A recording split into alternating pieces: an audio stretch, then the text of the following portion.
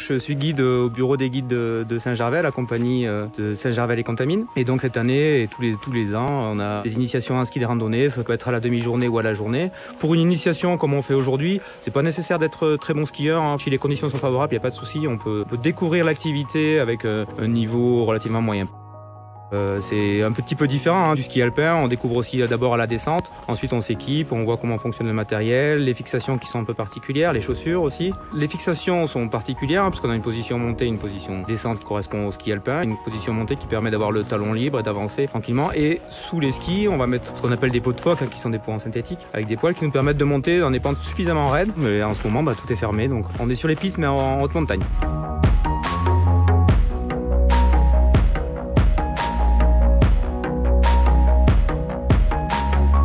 Donc sur Saint-Gervais, sur le domaine skiable, on a des itinéraires balisés avec nos partenaires.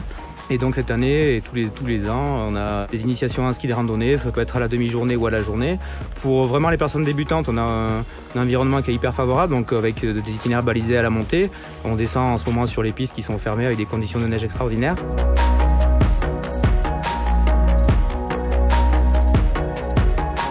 Dans la descente, vu que c'est pas damé, on va avoir des conditions de neige qui peuvent être très variables. Ça pourra être très facile, en neige de printemps, revenu, etc. C'est pas nécessaire d'être très bon, parce qu'on prendra le temps de descendre de toute façon.